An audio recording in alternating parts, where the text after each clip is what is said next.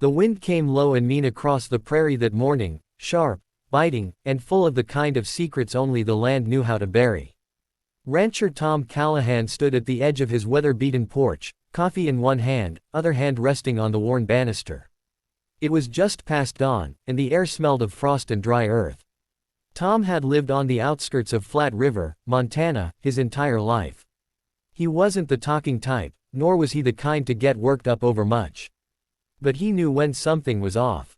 This morning, the feeling scratched at the back of his mind like a coyote pawing at a chicken coop. He spotted it first just beyond the front gate. A burlap sack, sitting there like it had fallen out of the sky, tied loosely with a rope, nothing else around it but dirt and the gentle sway of dying grass. Tom narrowed his eyes. Now what in the hell? He set his mug down, grabbed his jacket, and strode toward the gate. The crunch of gravel under his boots echoed louder than usual. There hadn't been visitors in days. He hadn't expected any. Not since his wife died 5 years ago. Not since the kids moved away. Just him, the cattle, and the silence. When he reached the gate, he noticed something strange. The sack moved. Just a little. A twitch. A shuffle. Barely a sound, but enough to kick his heart up a notch. Coyotes, he muttered to himself, but his tone lacked conviction. He crouched beside it, fingers brushing the coarse fabric. That's when he heard it. A whimper. Soft. Human. Tom's spine stiffened. He untied the rope slowly, carefully, his thick fingers not quite as nimble as they once were. The sack loosened. He pulled it open. And froze. Inside, curled like kittens trying to stay warm, were 2 small children. A girl, maybe 6. A boy, not older than 3. Thin. Pale. Their clothes were tattered. Faces smeared with dirt. The little boy clung to the girl's coat like it was the only thing keeping him anchored to the world. Tom's jaw clenched. For a moment, the wind seemed to die altogether. The girl looked up at him, eyes wide. No fear. No tears. Just something worse, acceptance. Like this wasn't the first time someone had left them. Like she expected nothing. And then, with a voice so soft it almost didn't reach him, she said, "Please, take them off." Tom blinked. Take what off? She raised her arms, revealing wrists bound in zip ties, bruised and raw beneath the sleeves of her coat. Tom didn't say a word.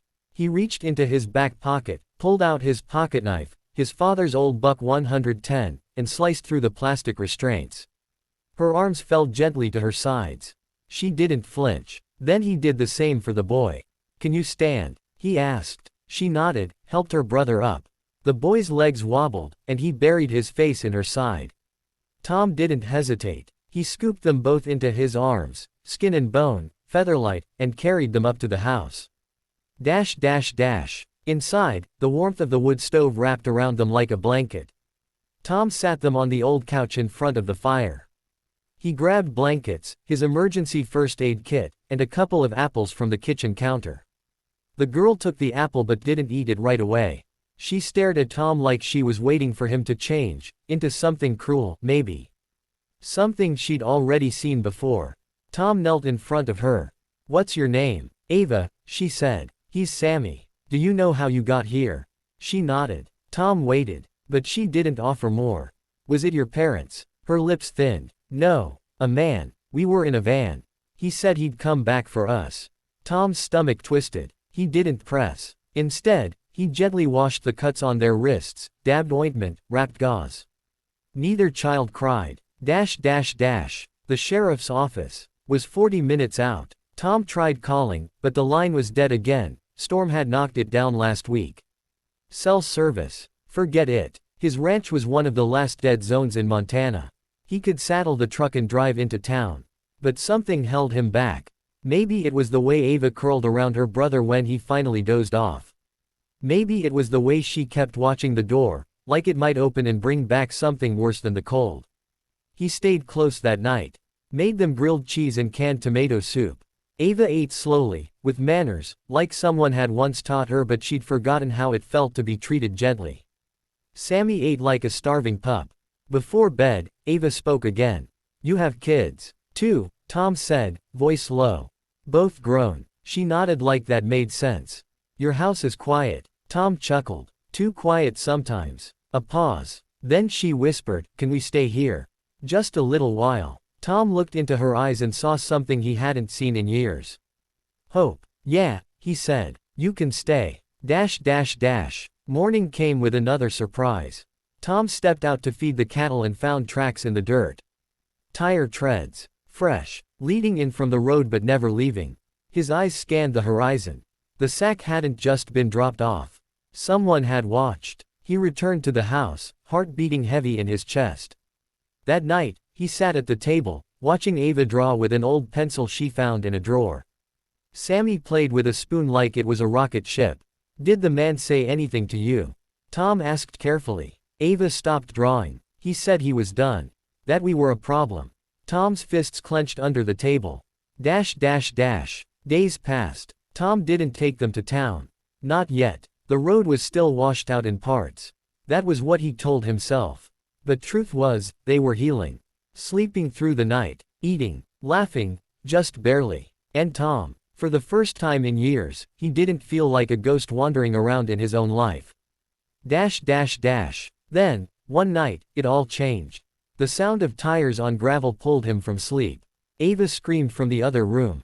Sammy started crying. Tom grabbed his shotgun and threw open the front door. A black van sat at the end of his drive. Headlights off. A shadow stood beside it. Watching. Waiting. Tom aimed the shotgun and shouted into the dark. You lost something. The shadow didn't move. Then, slowly, it raised a hand. Tom's finger curled on the trigger. That's when Ava appeared beside him.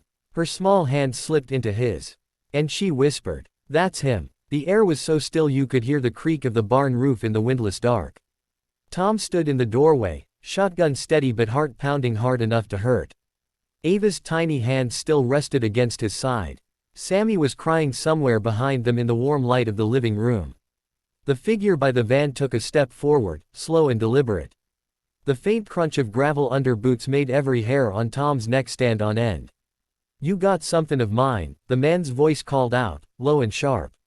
Tom didn't answer. His thumb eased the safety off the shotgun. They ain't yours, Tom said finally, his voice carrying the kind of calm only a man who's seen too much could muster. The man chuckled, a short, humorless sound. Not anymore. But they were with me. Which means they come back with me. You don't want trouble, old man. Old man. Tom hadn't cared much about insults for years, but something in the way this stranger said it made his blood run hotter. He glanced down at Ava. She wasn't scared anymore. She was glaring. Get in the house, Tom told her. I'm not leaving you, she whispered. You are, he said firmly, never looking away from the man. Now, reluctantly, she slipped back inside, shutting the door softly behind her. Tom stepped forward, closing the distance between himself and the stranger. The man was tall, lean, and twitchy, the kind of twitchy that comes from bad habits and worse decisions. His eyes darted toward the house, and Tom caught that. You come back here looking for trouble, Tom said, and trouble's exactly what you'll get. The man smirked. You gonna shoot me in your front yard? That'll go over real nice with the sheriff. The sheriff's a friend, Tom said flatly. And I've got no problem explaining why there's a trespasser in my drive in the middle of the night talkin' about kids that ain't his. The smirk faltered. The man's hands twitched at his sides. Tom took a long, slow breath. You walk away now, and you stay away. This is the last time you get to make that choice. For a moment, it looked like the man might lunge. His jaw worked, and his shoulders tensed. Then, maybe because of the shotgun, maybe because of the steel in Tom's voice, he turned on his heel, climbed into the van, and started the engine. The headlights cut across the prairie as the van swung around and sped off into the night. Inside, Tom found Ava and Sammy huddled on the couch. Ava's eyes locked on his. Is he gone? For now, Tom said. You didn't let him take us, she said softly. No, Tom said. And I never will. It was the first time her face truly softened. She rested her head against the couch cushion, Sammy tucked against her side, and within minutes they were asleep. Tom sat across from them in his chair, shotgun still in his lap, and kept watch until dawn. The next morning, he loaded the truck. Food, water, blankets, and 2 kids who now trusted him enough to ride without asking questions. The road into Flat River was rough from the storm, but by mid-morning they rolled into town. Tom went straight to the sheriff's office. Sheriff Marla Briggs was behind her desk, sipping coffee and working through paperwork. "Tom Callahan," she said, surprised. "What's got you here before lunch?" Tom glanced at the kids, then back at her. "We need to talk. Over the next hour, Ava told her story. Not everything, some pieces were too heavy for a child to say out loud, but enough. Marla listened, jaw tight, pen scratching notes.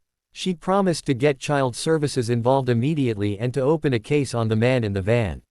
"You did the right thing bringing them in," she told Tom. "They'll be safe now." But when the caseworker arrived, Ava's hand clamped around Tom's so tightly it almost hurt. "Do we have to go?" she whispered. Tom looked at her, really looked. He saw the fear she was trying to hide, the trust she'd built in such a short time, and the truth hit him like a cattle gate in the wind. "You can't keep him, Tom," Marla said gently. "Not without going through the process." "Then I'll go through the process," he said. The weeks that followed were full of paperwork, interviews, and background checks. Tom learned patience in a way the ranch never taught him. The kids stayed in a temporary foster home nearby, but he visited almost every day. Spring began to creep over the land, the snow melting into streams that cut across his fields. And then one bright morning, his phone rang.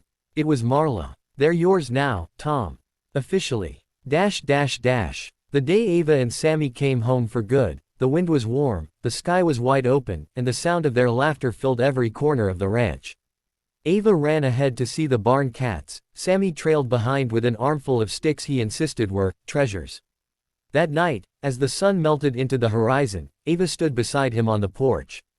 "You didn't have to take us," she said. Quietly. Tom swallowed hard. "Yeah, I did." She smiled, a real smile this time, and leaned against him. For the first time in years, Tom felt something settle in his chest. Not just peace. Not just pride. Family. And from that day on, the ranch wasn't quiet anymore.